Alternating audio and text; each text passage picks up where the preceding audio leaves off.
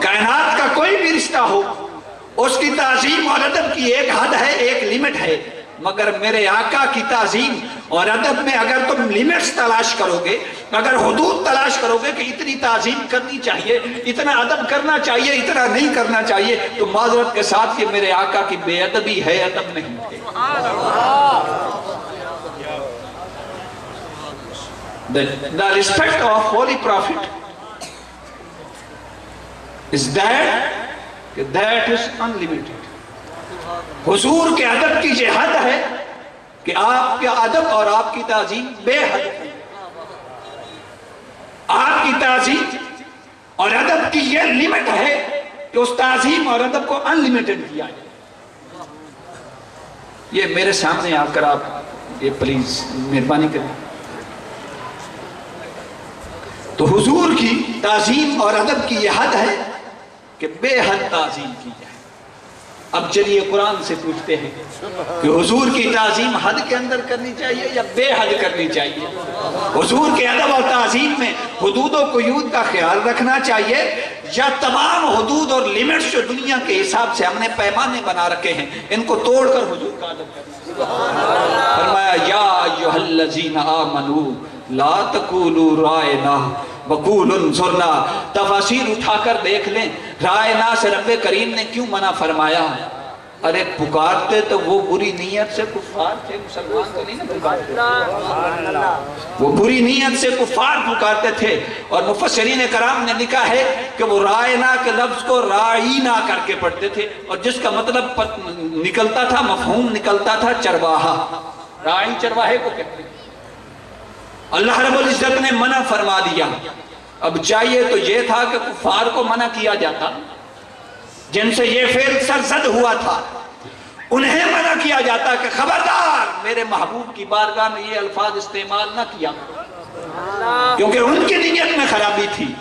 مگر رب العزت نے کفار کو نہیں، مومنوں کو منع فرمایا۔ کیوں؟ کہ اشارہ اس طرح فرمایا کہ کفار کا میرے نبی کے ساتھ رشتہ اور ہے، وہ کچھ اور سمجھتے ہیں اور صحابہ تم کچھ اور سمجھتے ہو۔ وہ کہیں تو کوئی اور بات ہے اور تمہارے منہ سے بھولے سے بھی نکلے تو کوئی اور بات ہے۔ اس لیے فرمایا لا تقولوا رائنا وقولوا انظرنا۔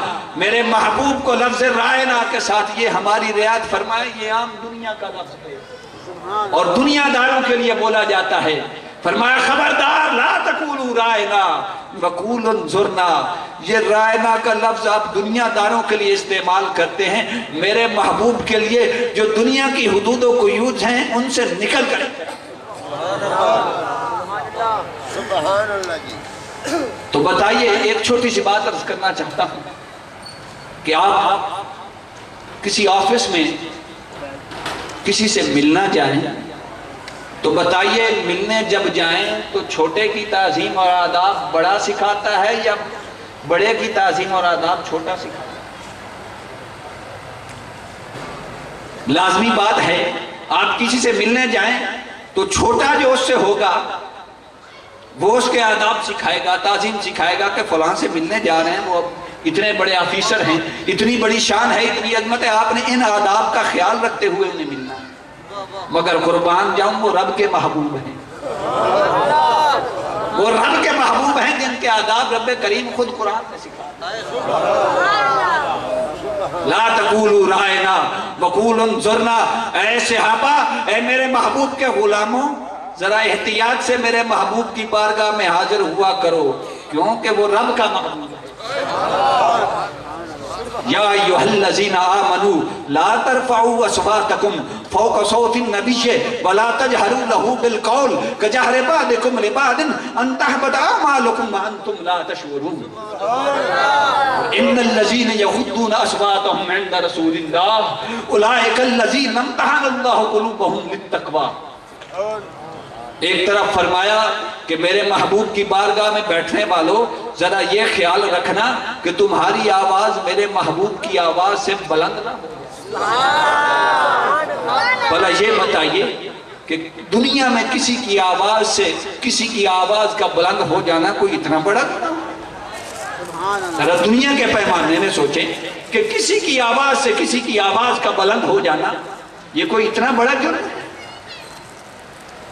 مگر فرمایا لا ترفعوا اصواتکم فوق صوت النبی، مومنو یاد رکھ لو تم میرے محبوب کی بارگاہ میں حاضر جب ہو تو خیال رکھو کہ کہیں بھولے سے بھی میرے محبوب کی آواز سے تمہاری آواز نہ بلند ہو جائے۔ وَلَا تَجْهَرُوا لَهُ بِالْقَوْلِ كَجَهْرِ بَعْضِكُمْ لِبَعْضٍ أَن تَحْبَطَ أَعْمَالُكُمْ وَأَنْتُمْ لَا تَشْعُرُونَ، اور جس طرح ایک دوسرے سے مخاطب ہوتے ہو کہیں میرے محبوب سے اس طرح نہ مخاطب ہونا۔ مولا کیوں؟ کوئی اتنا بڑا جرم ہے؟ اب مجھے کھل کر بات کرنے دیجئے۔ فرمایا ان تحبط اعمالکم وانتم لا تشعرون، فرمایا اگر صرف اتنا ہی گناہ ہو گیا کہ میرے محبوب کی آواز سے آواز بلند ہو گئی، یا میرے محبوب کو جیسے ایک دوسرے کو پکارتے ہو اس طرح پکار بیٹھے، ان تحبط اعمالکم، تمہارے سارے اعمال ضائع کر دیے جائیں گے، غارت کر دیے جائیں گے، بھلے سے 100 سال قیام اللیل اور سیام الدہر میں زندگی گزاری، مگر صرف زندگی میں ایک مرتبہ ایسا ہوا کہ میرے محبوب کی آواز سے اپنی آواز بلند کر بیٹھے تو 100 سال کی عبادت ضائع کر دی جائے۔ اور قرآن کا الحمد سے لے کر بالناس تک مطالعہ کر کے دیکھیں، کسی گناہ کی سزا میں یہ نہیں فرمایا وانتم لا تشعرون، فرمایا ان اللہ لا یغفر ان یشرک بہ ویغفر ما دون ذلک لمن یشاء،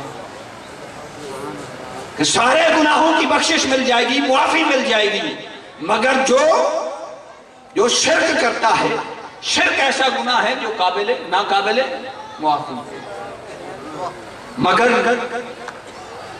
معذرت کے ساتھ توبہ کا دروازہ وہاں بھی بند نہیں کیا۔ کوئی شرک کر بیٹھے اور علماء سے آپ پوچھ لیں بعد میں توبہ کر لے تو معافی ہو سکتی ہے؟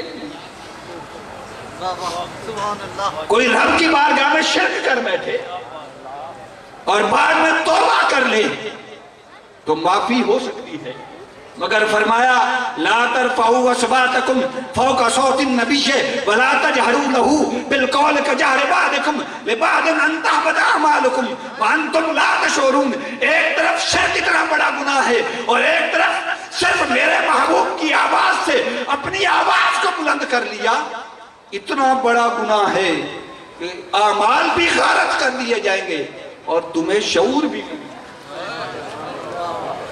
کیوں فرمایا وانتم لا تشعرون؟ شعور کیوں نہیں ہوگا کہ زندگی میں جتنی عبادت کی بندہ نے عبادت کی ہو زندگی میں اور کوئی ایسا گناہ کر بیٹھے، پتہ چل جائے کہ میری ساری عبادت ضائع ہونے والی ہے، ساری پر لکیر پھرنے والی ہے، تو بندہ ضرور نادم ہوتا ہے اور اس بارگاہ میں توبہ کا طالب ہوتا ہے۔ اگر پتہ چل جائے کہ میں کوئی اتنا بڑا گناہ کر بیٹھا ہوں کہ زندگی کے سارے اعمال غارت کر دیے جائیں گے تو بندہ ضرور نادم ہوتا ہے اور اس بارگاہ میں توبہ کا طالب ہوتا ہے۔ فرمایا گناہ یہ اتنا بڑا گناہ ہے، میرے محبوب کی آواز سے اپنی آواز کو بلند کرنا، یہ رفع صوت اتنا بڑا گناہ ہے کہ زندگی کے اعمال بھی برباد ہو جائیں گے اور توبہ کا دروازہ